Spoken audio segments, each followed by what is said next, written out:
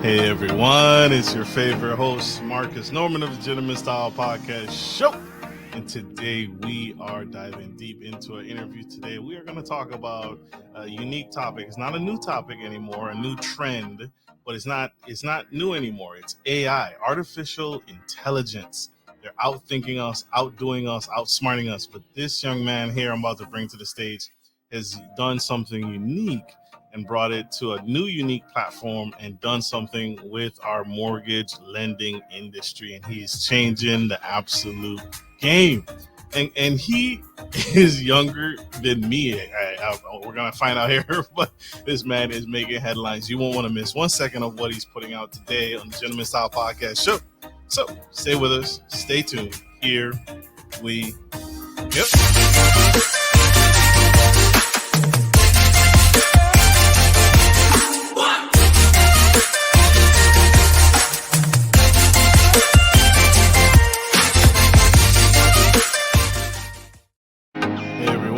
It's your favorite host, Marcus Norman of Gentleman Style Podcast Show. And I got coming to the stage, Michael Vandi.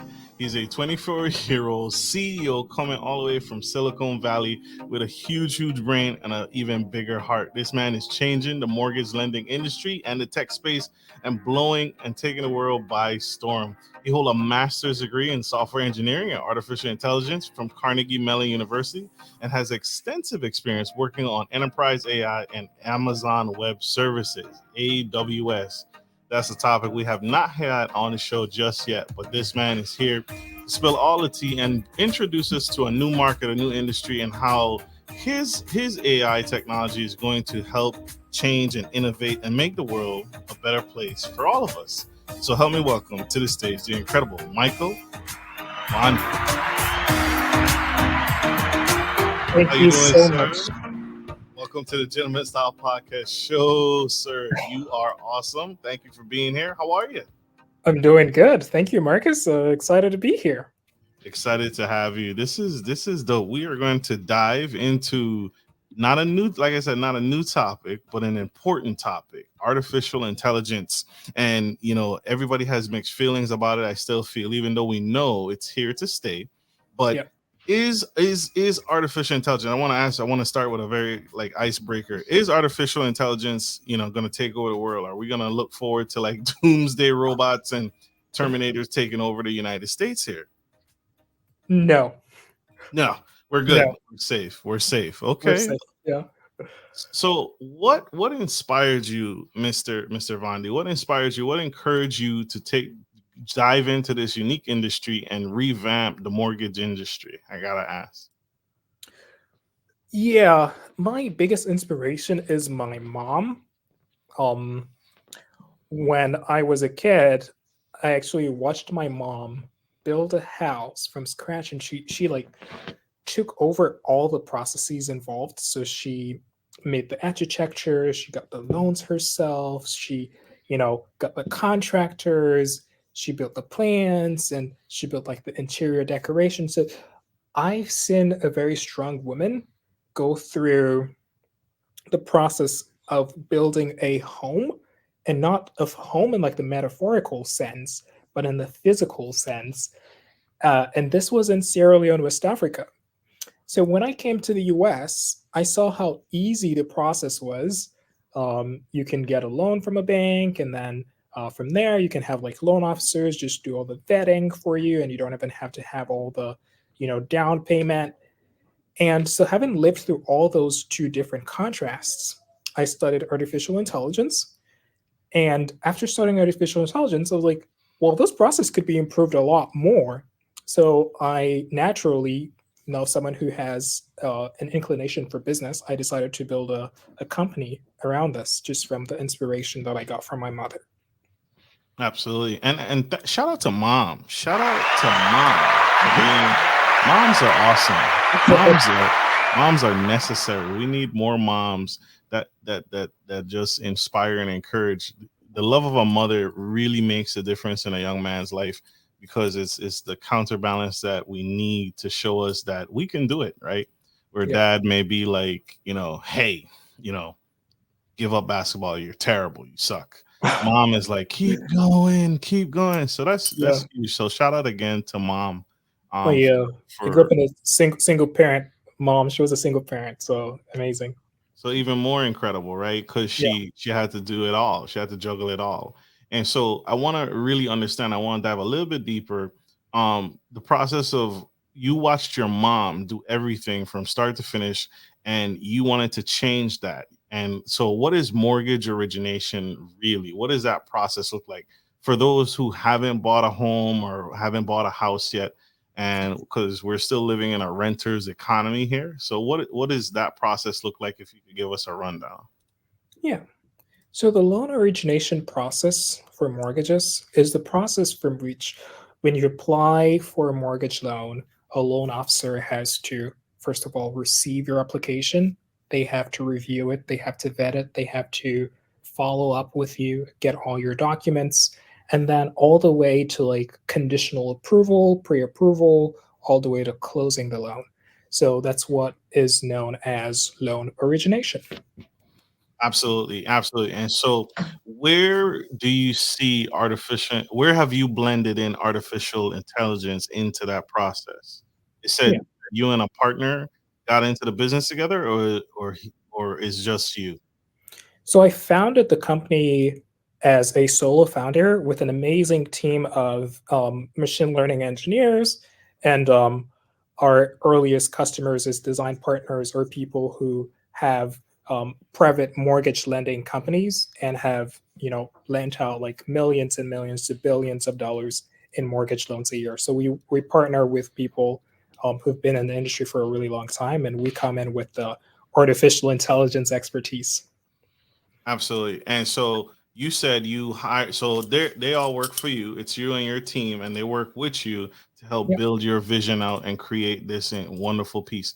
And so I want to bring this up on a big screen because I think it's important. Machine learning is a branch of artificial intelligence that uses algorithms to teach machines to learn from data and past experiences, identify patterns, and make predictions. Like I said, this gentleman has a big brain.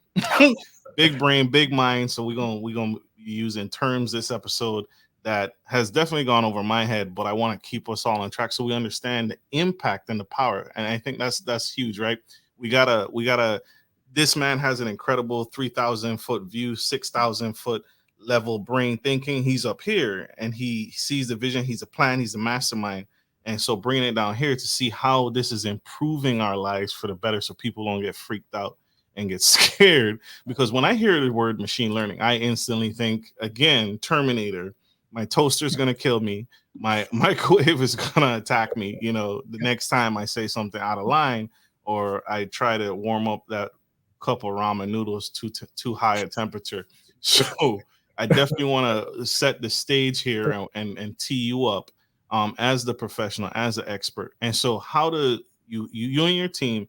How have you guys penetrated the mortgage industry with with the use of artificial intelligence for our betterment to better our lives? Can I ask that? Yeah.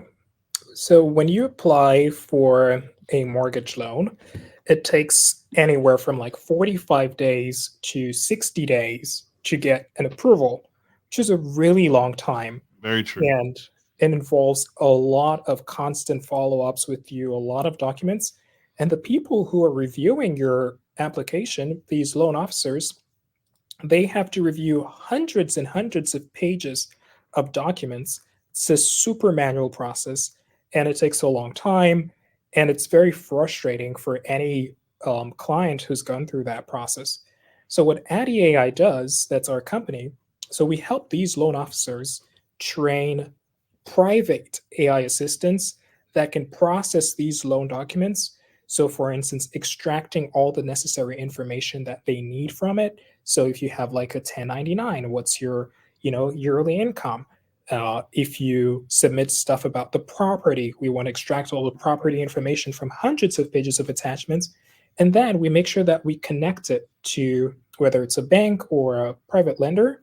We connect it to their CRM within seconds, which helps these loan officers save a lot of time and then close loans much faster. So if you are someone who's borrowing a loan, you get to go through the process twice as fast, leads to a great experience for you. And then if you're a lender, you get to have a more efficient process. So I wanna stay with you here. This because this is good. This is really good, right? I'm excited. I'm a real estate investor. I'm excited here. Yeah. So the artificial intelligence scrubs the data points that I submitted on a platform Yeah. or uploaded on a portal, and the artificial intelligence scrubs that information. So I'm uploading inspections, all the inspections that I've done, the pre-inspections, any applicable information, the title information from the legal system, the courthouses, that is all uploaded to a portal, Yeah. and the AI scrubs that data and presents it nice and neat to the mortgage lender, the mortgage analyst. Yeah. So you kind of like put all the information that you submit. So you have to submit proof of income. So Hmm. sometimes bank statements, tax returns, pay stubs. You have to submit like proof of assets. You have to submit proof of identity. You have to submit credit information and property information, like you know insurance and things like that. And these loan officers have to go through all those documents, and typically they only need um, five or six things Wow. from a document. Let's say you submitted, for instance, let's take an example of you submitted like a 1099. Like the biggest thing in the 1099 would just be like, what's your annual income?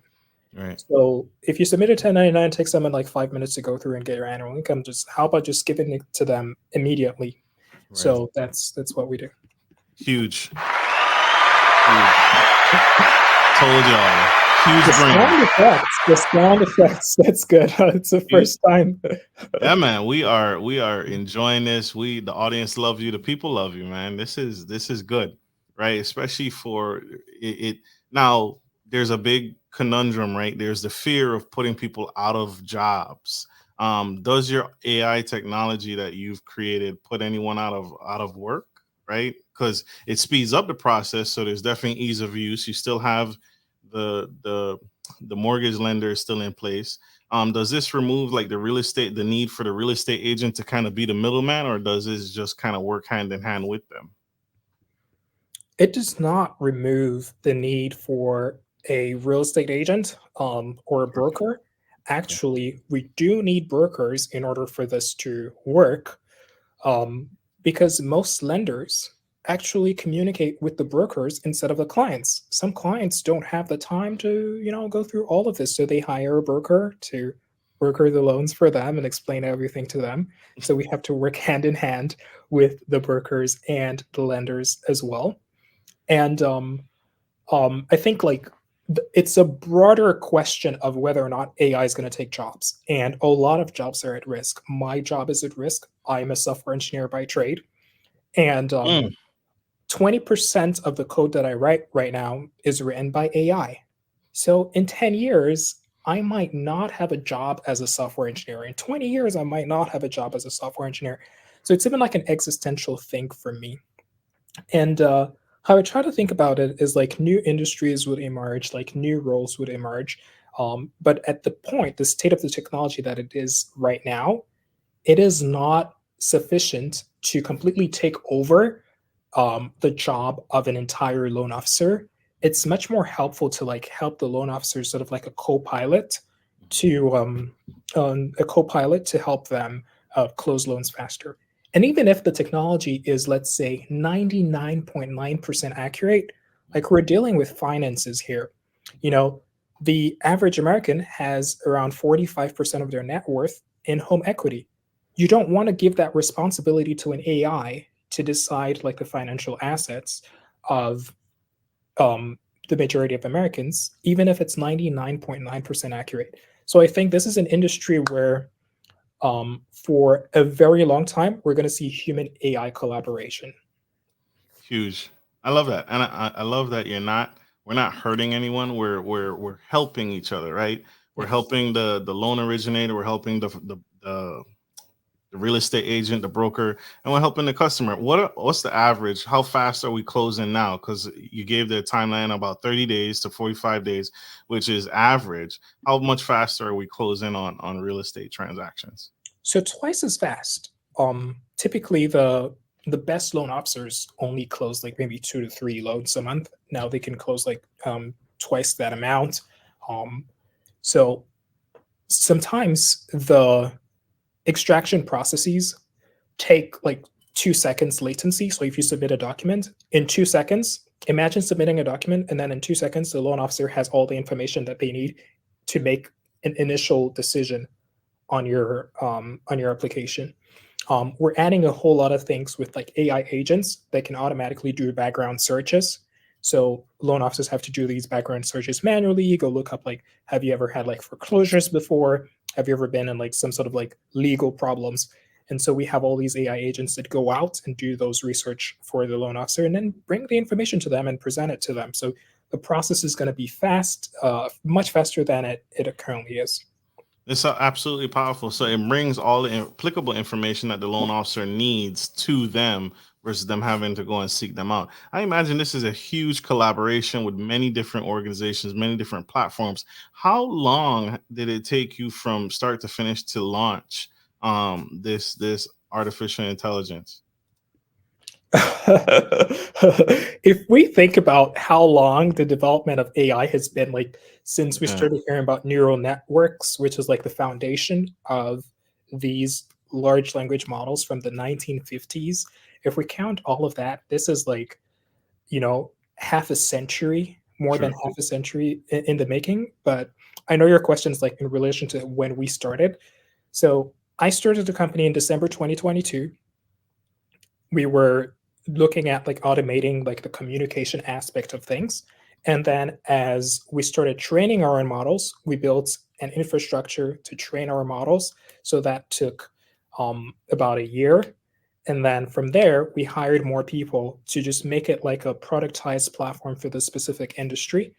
So we've been at this for 18 or so months. And it just keeps getting better and the models are getting better. But to answer your question, we've been at it for a while.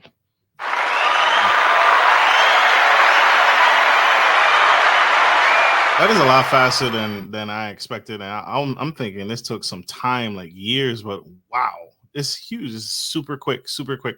So, what has been your biggest challenge? A 24-year-old CEO, what has been some of your biggest challenges that you face when starting Addy AI for the business listeners and the CEOs in the audience that's watching this? And how did you overcome them? How did you overcome adversity and challenges with Addy AI? Spill the tea. If you had a Well, loose robot, tell it. If you had a runaway robot, a runaway toaster, tell it. we've had many challenges in like different categories. So we've had challenges with the product, we've had challenges with fundraising, we've had challenges with hiring and tech. Um, so I'll talk about some of these categories if that's fine with you. Please, please, yes, sir. So challenges with fundraising, first of all, there was a time we were raising our bridge round and our lead investor pulled out like the night Ugh, before we were going to close the round. So that ugh. sucked. And once the lead investor pulls out, other it's like a domino effect. Other people like, start thinking like, is this like a good investment or whatnot? So we actually had to pause the round, go acquire more customers, gain more traction before going out to raise. And once we raised like a better round with much better investors that we even liked, and then we even got like better customers. But one of the things that taught me was investors care mostly about traction. So if you get traction, and not only like any kind of traction, but good traction, like if you're getting like $1 million in annual recurring revenue, but like where's that coming from, right? Um, so that's one of the challenges around fundraising. Sure. Um, Another challenge we had with product, I would say, is with the training. So we did a whole lot of work with making sure that when you train the model, it doesn't favor like one specific set of the training data, versus the other. So if you train a model with like people who are getting like W-2s more than 1099s, anytime it sees like a 1099, it says like, oh, we should not be giving out mortgage loans to this person with like a 1099, like something like that. So if you train with too much of one particular data set, the data gets the accuracy of the model gets skewed towards that data set. It's something called overfitting in AI. So I had to, had to overcome that challenge as well. So it's like, and then for me personally, I would say one of the biggest challenges, just letting go of amazing hires Mm, that, people who, this is like a great hire, but it's just not the right time in the company for a skill set like that, mhm. and just having to, and people who have been your friends before, just having to let them go, it really, really, really sucks. And it takes a while to recover from that if you ever really do recover from that. That is hard. That's super hard, especially when you know them personally. And so you've had to let go of. You're saying you've had to let go of top talent, for various reasons of the company's growth, Yep. in order for the company to move forward. Or Yep. how has that impacted you? Has it stagnated you a bit, or just personally it's impacted you? It hasn't affected the overall operation. So it hasn't affected the overall operation. It's personally, and usually when we, um, and when I say we, I think like me. When I think of this person no longer has a role in the company, whether or not it's like they are not meeting up expectations. We want to build a team of A players, um, either not meeting up the expectations, or let's say we're deciding to make a pivot or do something else, and it's like someone who has been my friend. I just feel a little bit of guilt, and you want to keep them on payroll for like a couple more months and see like, oh, is this going to work out? Are they going to, like get better? And then having to balance that as being a CEO, just like doing what's best for the business, um, and if I would tell anyone anything, it's like it's really hard starting a company with people who are your friends because That's true. So true. Super true. it's hard to it's hard to do the right thing sometimes when you start coming from your friends. Absolutely. You gotta put your business needs before your own sometimes. And we're human. And I appreciate the introspection that you've done on yourself. And it shows that you're human, right? It shows that you are not, a lot of people have this mindset that CEOs are these cutthroat individuals. They don't care about anybody, they don't care about me, they don't have any empathy, no emotional intelligence. But to sit here and listen to a CEO as young as you are, sit here and express, listen, this was hard. This was not easy. It was not easy to let you go. Um, we can still meet up for drinks. We can still do everything outside. But right now, in this stage of the game, we're not a good fit, and but we have to continue to progress. Yeah. And so that's human and that's real. And so thank you for Well, expressing that and sharing that, because you don't hear that very often from CEOs, the yeah. humanity in them, right? Yeah. The humanity, especially now that we're talking about AI. We kind of think like, oh, the soul is gone. He's a robot. No, he's still we're still human. No, I hope that never happens in the lifetime of the company. For sure, for sure. Yeah. Yeah, it get replaced with Veronica, and she's like sitting. You just the Doctor Evil look. You walk into your office and like it's a virtual reality AI sitting in your chair.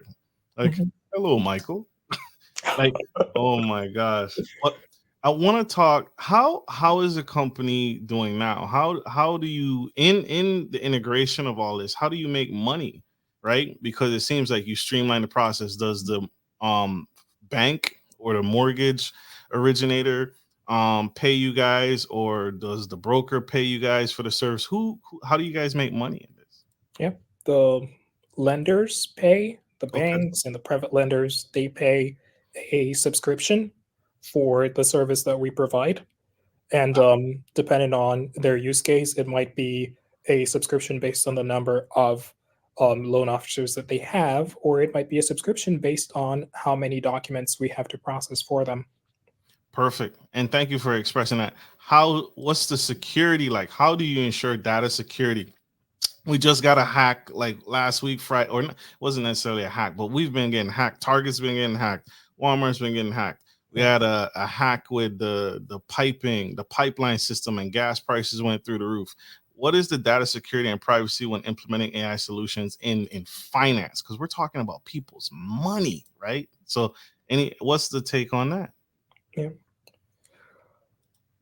This is one of the biggest um, challenges For when sure. you're innovating in a new industry that is, in many ways, still in its infancy, is trying to balance not only like external security, someone breaking in, but internal security of the models hallucinating or the models like going, I don't want to use the word rogue, but the models, For sure.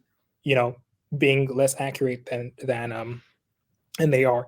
And if I put it into two groups, the first one is like, let's talk about internal security.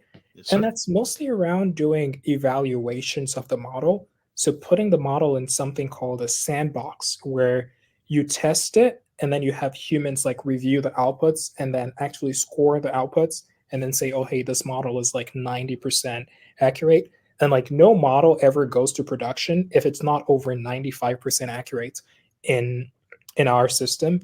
And then once it goes over to production, we always require a human reviewer to review the results from the model. So like the output. So let's say for instance, like a 1099, it extracts like your income. We need a human reviewer in the form of a loan officer to verify that because we're dealing with finances. We want to make sure that it's super accurate. So that's how we deal with internal security of the models themselves, a bunch of evaluations.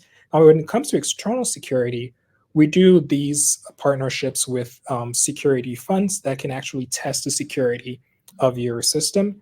And because we work with banks, these banks also have their security processes that you have to go through, reviews. So we do these security reviews with these banks as well. So we invest a whole lot into making sure that we have certifications, security certifications, and follow security reviews of the banks and lenders that we work with.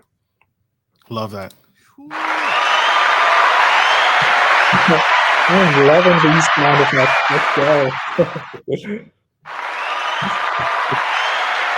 Yeah, we Gentleman can do Style that.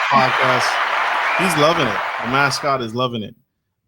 Thank you for breaking that down, talking about the internal security and also the external. Right, there's always going to be hackers. I'm actually annoyed at hackers right now. It seems to be like more prevalent than ever. Right, Yeah. just everything with social media, finances. Again, the Targets, the WalMarts, the pipelines, all of it. It seems like they're really, really pushing to really show America that even though we're a strong country and not just America but across the world, like, hey, we're a strong nation, like, oh no you're not, let me show you, shut it down. So it's really Yeah. like I've never been this on edge about two fact never have I ever had to really consider my security for my person, right? I'm adding two-factor authentication on everything. I'm adding more sophisticated passwords on everything. I'm Yeah. adding, face recognition. We already got thumbprint recognition. It's probably not too far from now. My bank is going to require some retinal recognition for me to get my statement. Like it's really Yeah. getting to that point, like that heightened level where they need to offer these higher levels of security to almost the everyday person, Yeah. right? Whereas before it was like, okay, it's top secrets classified. Now, no, regular people are getting affected and getting hacked and getting. Yes. I had a friend, she got her social media. She had 90,000 followers. She got hacked a couple weeks ago, Oh and wow. she had to fight to get that back. I think she got it back though, but that's hard. That's insane. Like the reliability of our security systems, it's insane to think that a lot of the world is reliant on a security system that could break with just one line of code. So the other day they had like the Windows computers were down because of something called like some company called CrowdStrike, Yep. and they had an issue with which caused like a lot of airlines to delay their flights. Hospitals couldn't get their systems online. To just think like society is just so dependent on a code base. It's just really, if one line of code breaks, society goes to shit. Like, The whole yeah, system, yeah. yeah, It speaks to how fragile we are, right? We've made life so comfortable that one line of code can make everything uncomfortable like yeah, that across borders, nations, country, just that quickly. We're so integrated because we it's almost like we need our technology now. yeah, We're no longer Neanderthals. We got opposable thumbs, and we we got our phone on our hip, right? We got our walking robot, a Wally robot on our hip. yeah. So it's really interesting. It's really powerful. We all know what happened in 2008. Can AI help in predicting and preventing any financial crises? Is there anything that you see coming down the pipeline that the AI model can actually help predict future attacks? Anything like that? So, this is a question that I think about a lot. Yeah. It's like, can AI predict, are we going to have a situation where mortgage-backed securities, um, you know, are going to go, be over leveraged? And one of the ways I think, if we think about this from a technical perspective, is, well, what really is the AI that we need for that?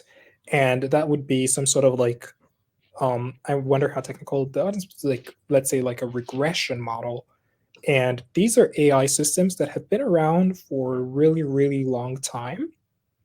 And they can do a reasonable job of predicting whether or not um, a price of something is like going to go up or going to go down based on like a couple of parameters. But humans have actually been able to predict um, financial crisis before with reasonable degrees of certainty. Like anyone who has like common sense, who had common sense, yeah, I think in 2008, like who predicted the financial crisis? What's this, like the movie the Big Short or The Big something? Short. Big Short. I can't remember who that person's name was, but a human looked at mortgage-backed securities and like, these are getting over leveraged.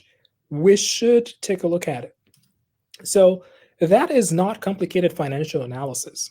That is very simple analysis that AI can do.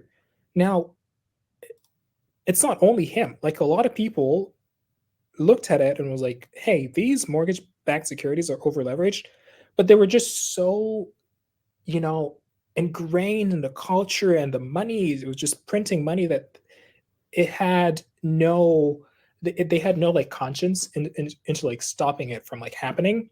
And that's one thing I think like AI would be much better at than humans, because AI does not directly benefit from the positive outcomes of, let's say, particular scenarios. So like humans benefit from all the money that was coming in from over leveraged mortgage-backed securities, but AI is not going to benefit from it. So if an AI predicts it, the real question is, if it gets predicted by an AI, will a human have the courage to come forward and say, and present the prediction out? Because someone's going to see that prediction and disregard it. So I'm not really worried about whether or not AI would have the power to do it, which I'm pretty sure it will because of it's not crazy difficult financial analysis.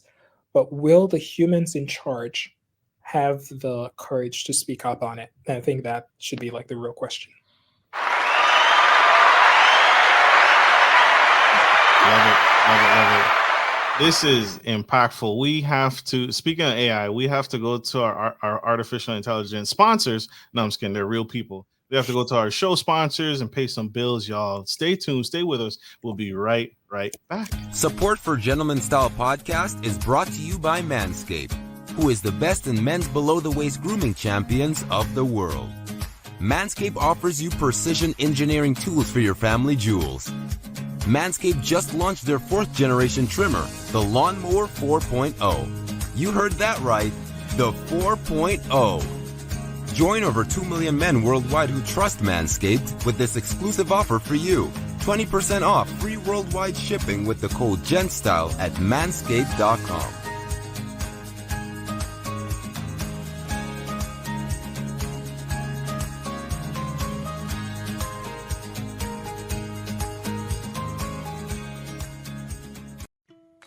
Baby Gear Services DMV specializes in high-quality baby gear rentals in the Maryland and DC metro area.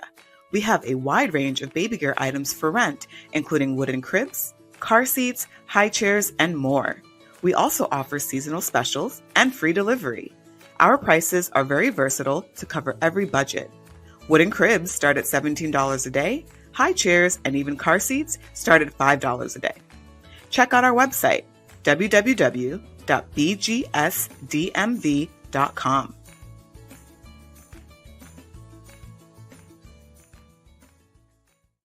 We are back to Gentleman Style Podcast Show, and we got the man, the myth, the legend, Mr. Michael Vandi. And this is actually selfish of me because I'm really taking advantage of this opportunity to really talk with someone that's really knowledgeable, expert, a professional CEO, founder in the AI space. So I'm really taking advantage of it. I'm giving him a beating, y'all. This is huge. If you missed any of that, go back, scroll back. We are on Apple, iTunes, Spotify, Ghana, iHeartRadio, Audible, Facebook, YouTube, Facebook business page, and anywhere you get your podcast, radio.com, anywhere you get your podcast, go back and check him out. He's really spilling some tea here, and I love this. This is huge. AI,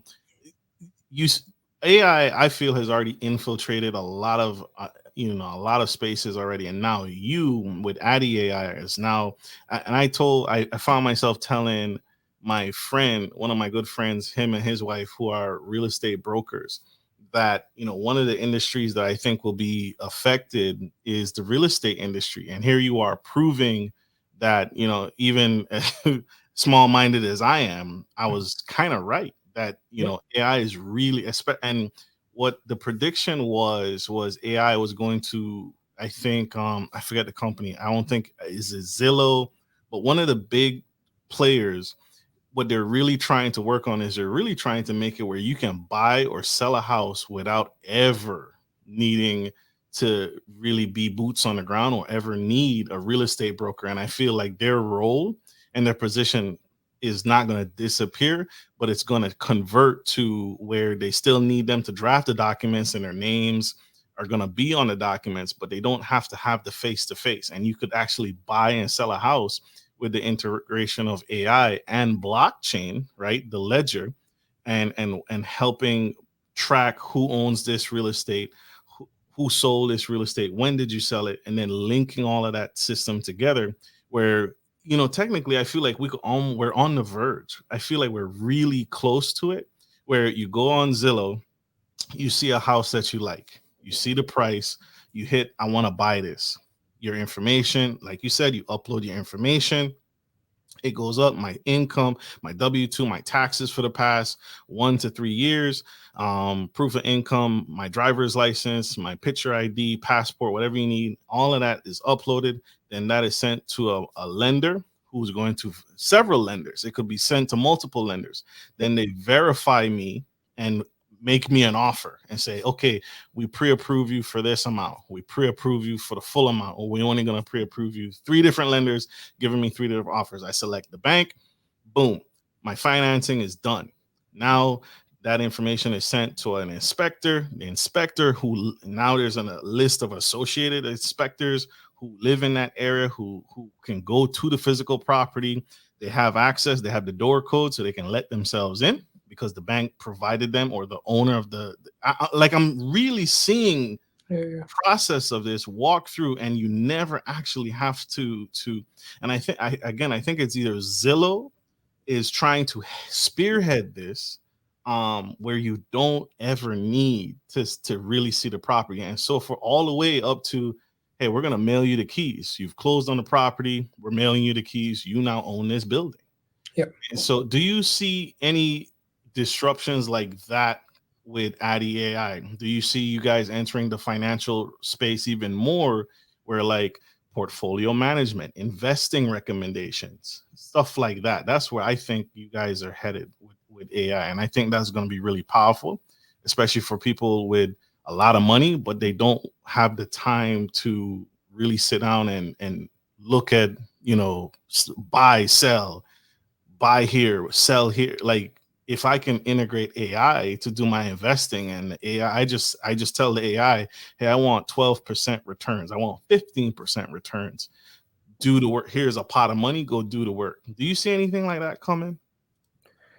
So when you say that, like, how far out do you want me to imagine? Like, how far out do you want me to envision?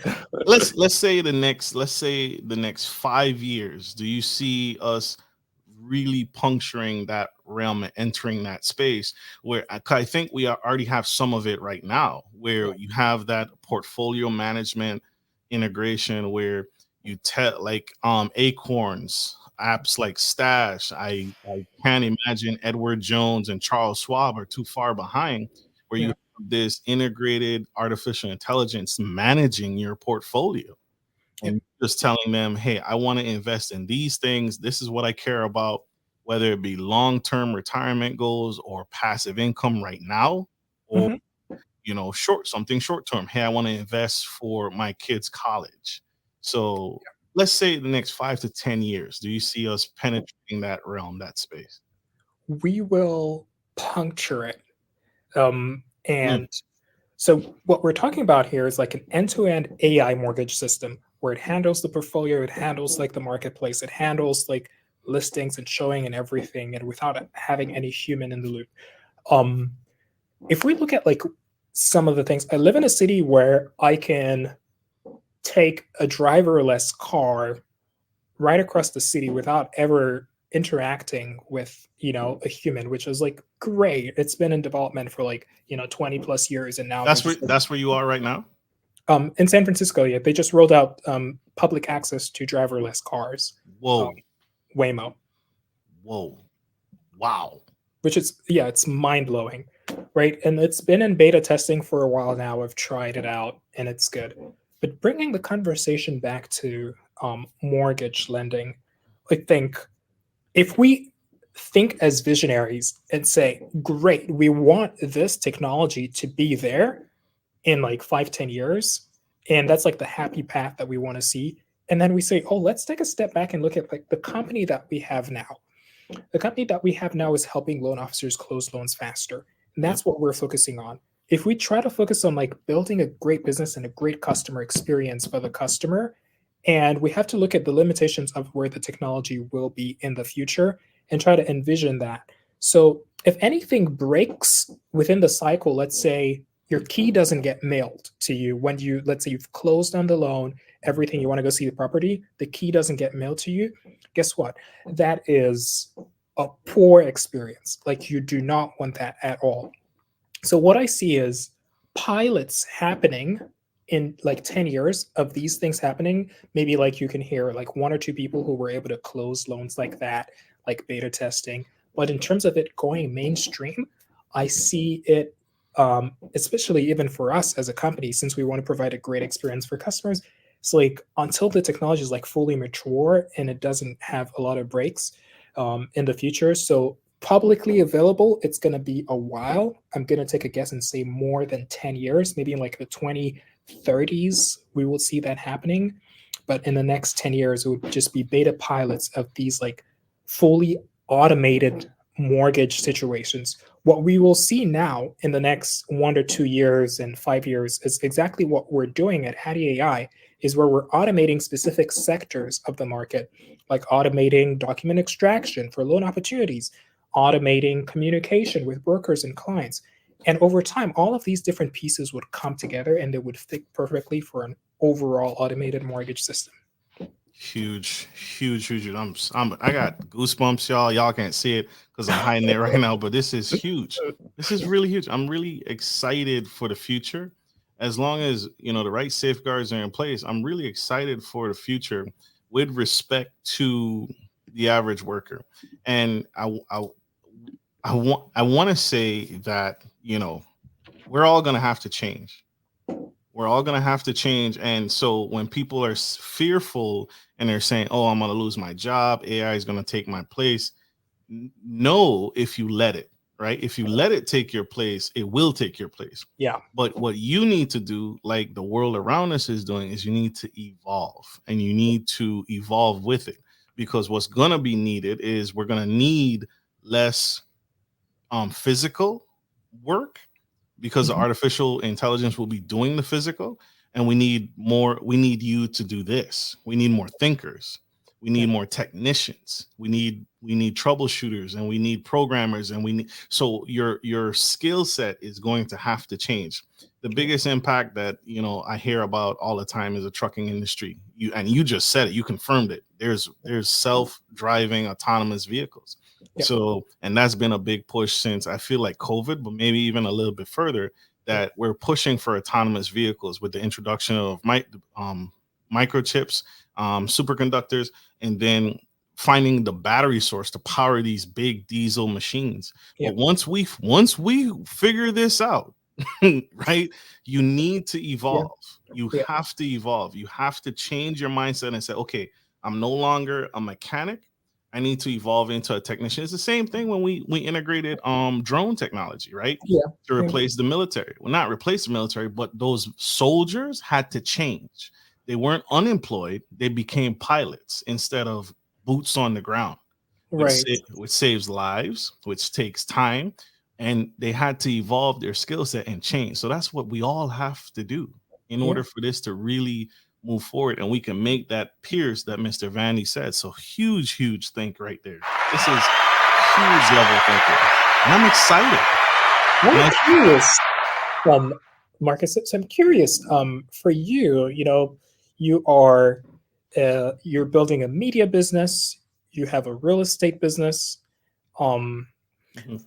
Let's say at some point, AI gets evolved to the point where it can be a podcaster, it can handle all the things. What's your exit plan? Have you thought about that?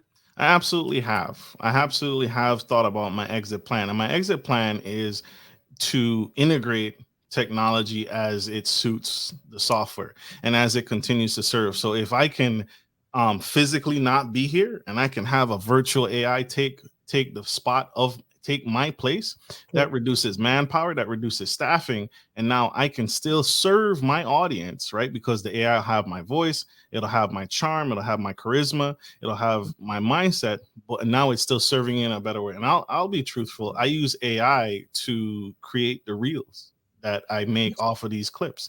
So I'm already using artificial intelligence to find the viral clips and the uniqueness in these videos, and the AI sends out. That's not me, right? That's the AI. And so I've already started the indoctrination and integration of AI into my media company, but that's because I'm shaking hands with it. And I'm not fighting it. Yeah. Right. It's that warm handshake. It's that friendly handshake. Instead of saying, "Oh, I'm not putting technology here. I don't want to be the Blockbuster. I don't want to be the Radio Shack. I don't want to be right." We have to become the Netflix, and we have to say, "Hey, this is coming. It's here to stay. It's not going anywhere." Mr. Vandi and Addy AI have proven that they're here to stay. And so also my other exit, I'm a real estate investor. I also own a portfolio of ATMs.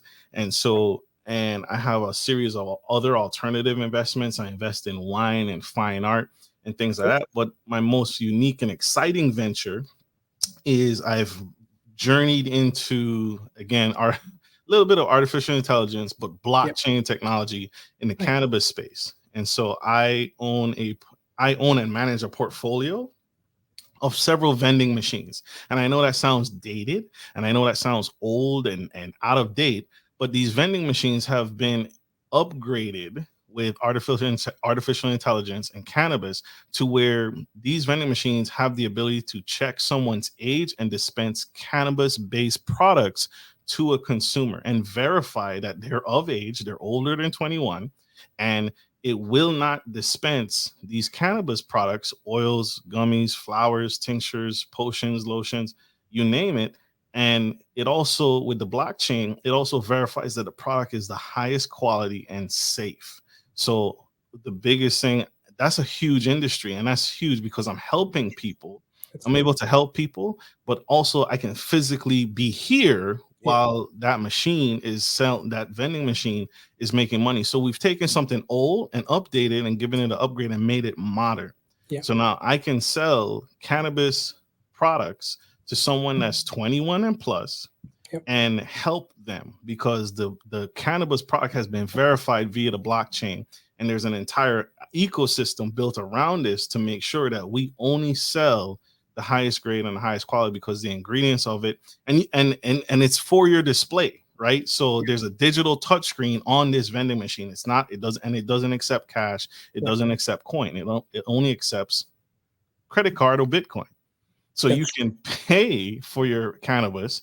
It'll verify your age, verify you're of age to consume it, and it'll give you a description before you even purchase it. So I had no idea.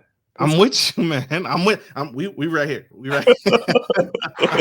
I had no idea. That's interesting. I didn't know like vending machines had AI integrated in them and some sort of like identity verification, some sort of like KYC, some like know your customer. These are things that banks do, and it's insane.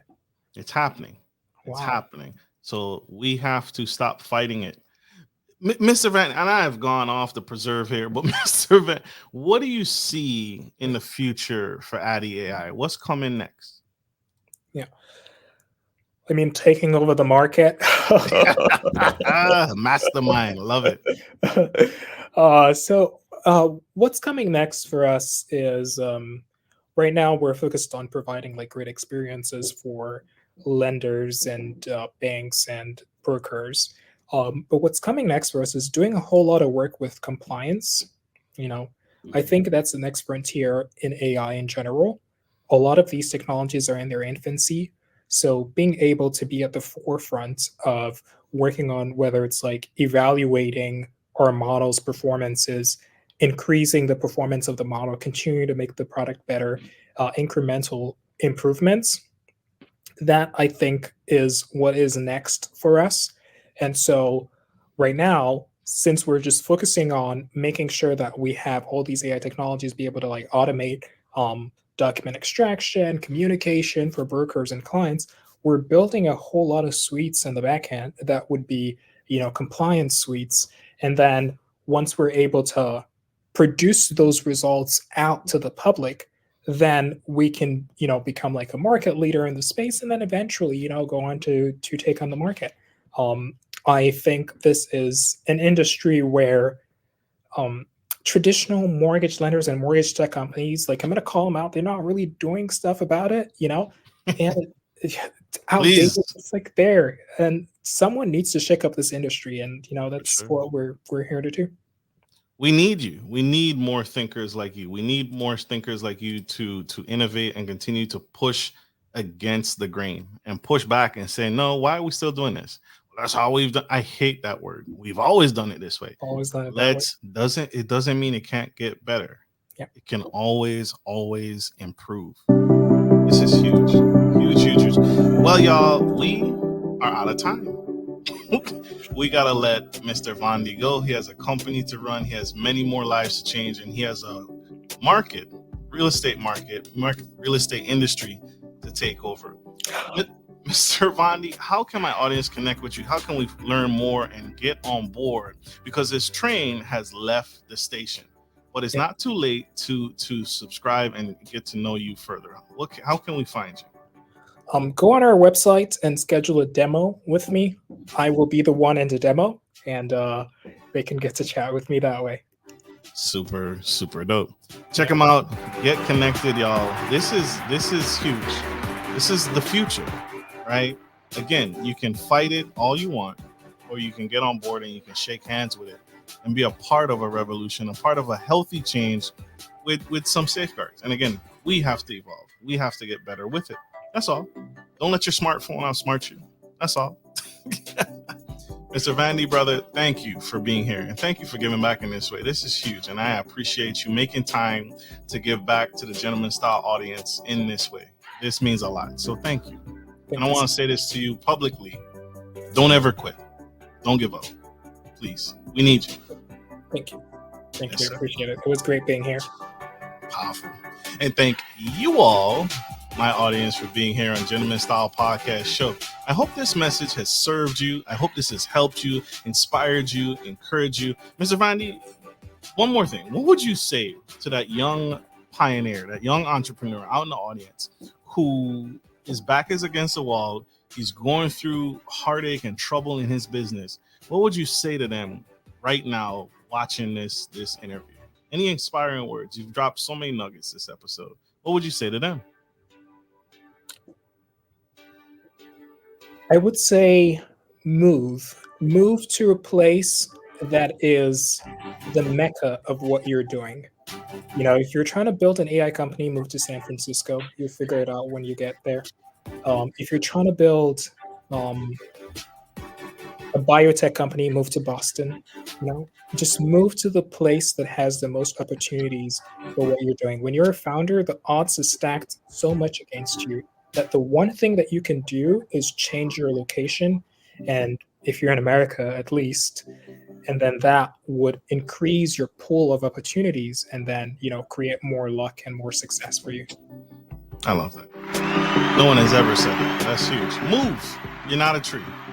You're not a tree. You can move. You can change your locale. You can get around people of like minds. That's huge. Wow, that's good. That's good. No one has ever thought of that. So thank you for that. Thank you for that. Man, this has been impactful. I hope this message has served you. I hope this has inspired you. And I hope this has encouraged you to continue to go after your dreams, go after your goals, and crush it. And take this world by storm. Let nothing stop you. Let no one get in your way. If you can see it, it's that heartbeat, that pulse that you wake up with every day. It's called purpose. So go after it. Huge, huge. Like we end every show. Take care of your friends, take care of your family, and always, always take care of business. This is Marcus, your favorite gentleman, and the incredible, the amazing, the super fragilistic, expialidocious Mr. Michael Vandi of Addy AI. Signing off. We love you guys. Bye.